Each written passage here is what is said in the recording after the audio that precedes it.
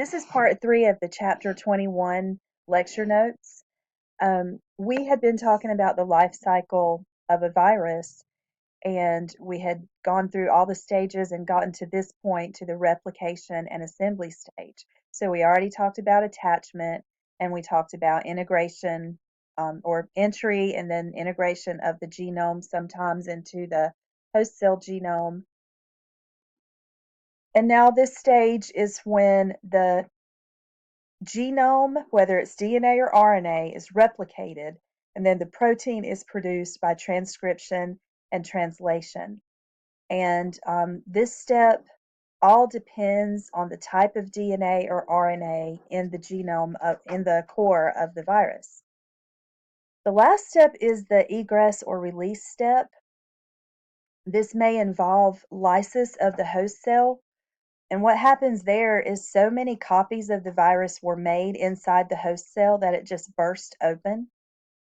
Or the host cell can just form a little piece off of the cell called a bud, and the virus can it can kind of pinch off and enclose the virus, and the virus will leave the cell that way, and the cell does not die. So the cell can be used over and over again by the virus. This is a illustration of the infection life cycle of the influenza virus, which is an enveloped virus. And we also talked about at one point that the influenza virus is one whose genome is in segments. It's not a single linear or circular genome, it's actually segmented. And you can see that in here. Let me see if I can blow it up. Yes, there are my fingers, really big.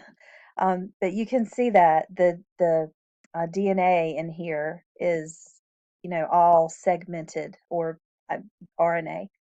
The genome, in other words, is segmented. So basically, this is showing you the attachment phase. Step 1, the influenza virus becomes attached to a target cell, and it's an enveloped virus. So basically, the glycoproteins in the envelope recognize receptors on the host cell. The cell engulfs the virus by endocytosis, so the entry stage involves the entire virus entering the cell, and then the viral contents are all broken down and released. The influenza virus has an RNA genome, and that enters the nucleus of the cell, human respiratory cells basically, and it's replicated by RNA polymerase. So that part, replicating the genome, that's how that occurs, is RNA polymerase replicates the RNA from the influenza virus. And then viral messenger RNA is used to make the proteins of the capsid and the envelope. And then step 5 is when the new viral particles are assembled and then released, and this release occurs by budding, so that the cell is not killed, the host cell is not killed, and it can be reused by the influenza virus. This is a picture of bacteriophages, all these bacteriophages on the outside of a bacterium, which of course don't enter the bacterial cell. They just inject their double-stranded DNA into the bacterial cell. And then, well, here's the life cycle. So I'll just go over it with you with the figure. You definitely need to be familiar with the lytic cycle and the lysogenic cycle of bacteriophages. This life cycle has been extensively studied, and this is definitely a life cycle that I want you to know in detail. So the first thing that happens after the attachment of the bacteriophage to the host cell, which can be an E. coli bacterium or any kind of bacterium, notice that the bacteriophage double-stranded DNA is this green molecule, and that the bacterial chromosome is circular and it's that purple molecule. So just the double-stranded DNA from the bacteriophage is injected into the host cell, and then it becomes what's called phage DNA, and that DNA integrates itself into the host DNA, and it in the lytic cycle it doesn't integrate. I'm so sorry. The lytic cycle, it doesn't integrate itself into the host DNA. That's one of the biggest difference. The phage DNA then is used to make many copies of the virus, and then they're assembled. And then you can see how so many copies of the virus are assembled that they burst through the plasma membrane and the cell wall of the bacterium. And in the release phase, the cell is killed. But sometimes during harsh environmental conditions, the bacteriophage will enter the lysogenic cycle, which is kind of a dormant cycle. And we have some human viruses that are like this. HIV is one of those, where the virus still injects its double-stranded DNA into the host, but in the lysogenic cycle, what's different is that the viral DNA becomes a part of the bacterial DNA. And you can see the green and the purple here where they've joined together. And now that's called a prophage. That is actually called a prophage. The combination of the purple and green, the combination of the bacterial and the viral DNA. And every time that bacterial cell divides, um, every new bacterial cell has the viral DNA inside of it, so the information to make new viruses.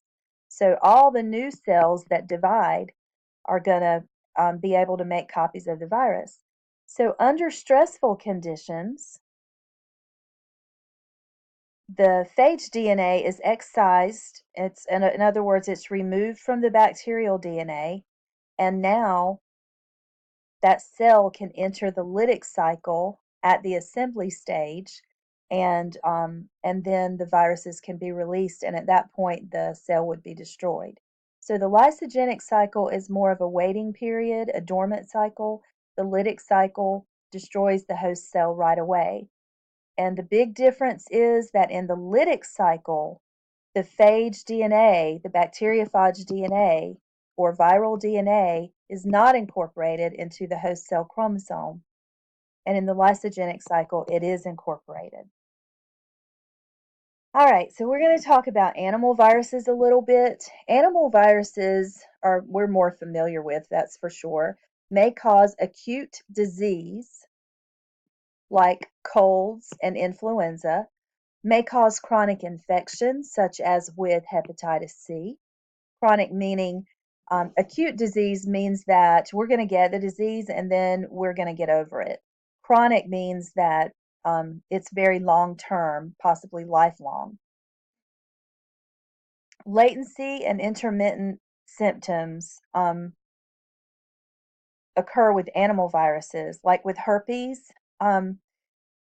The herpes virus remains in nerve tissue for life,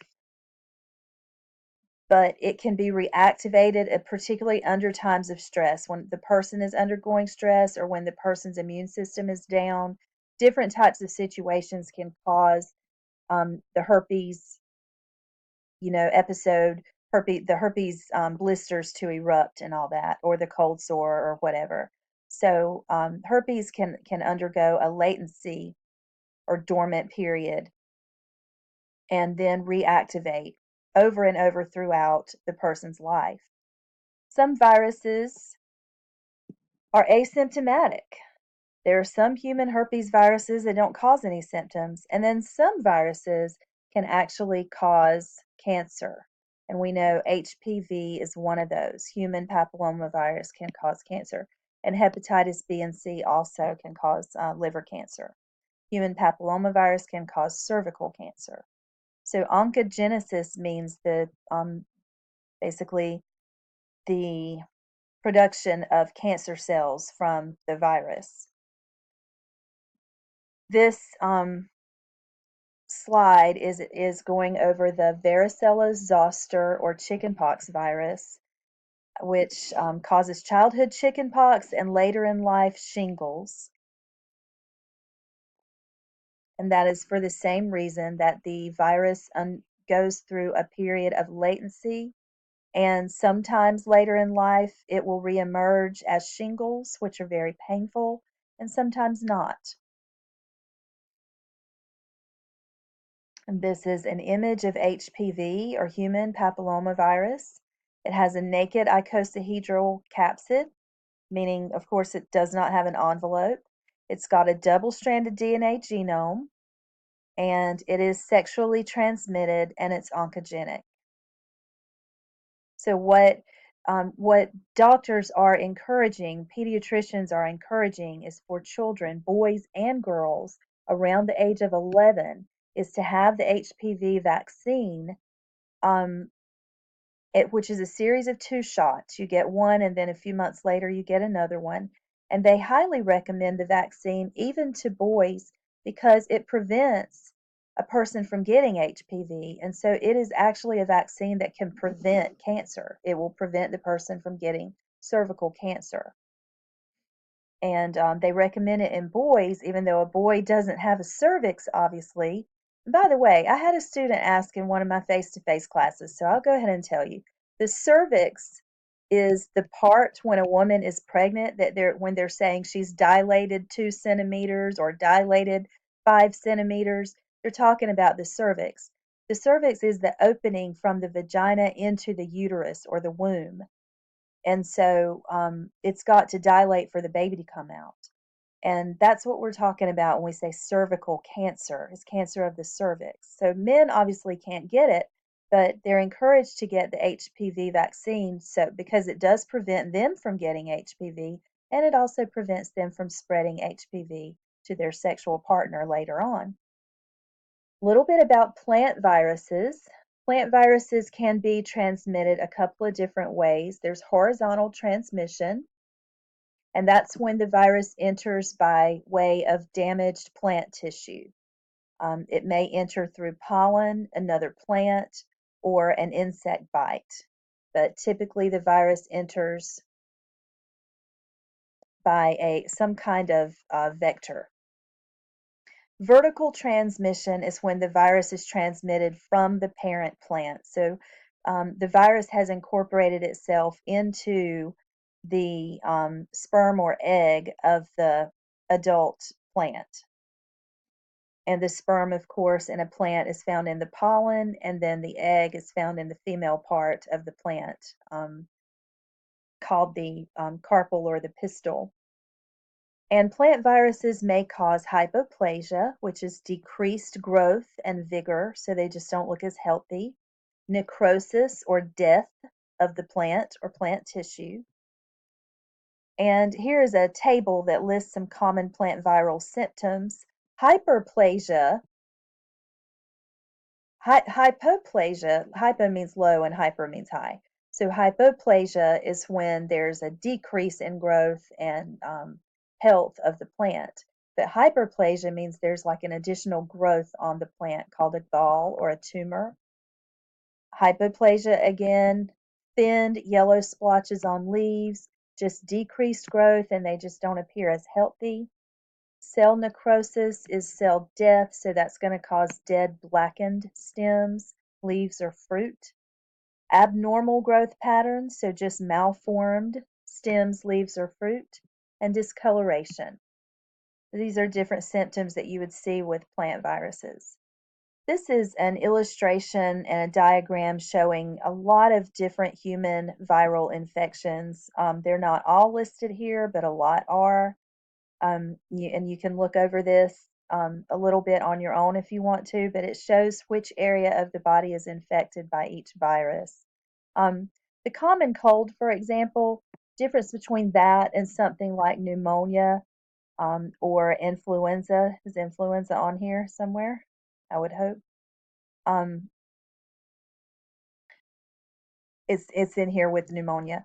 Okay, so influenza virus um, and pneumonia affects the lungs, and then the common cold affects the respiratory tract higher up, the upper respiratory tract.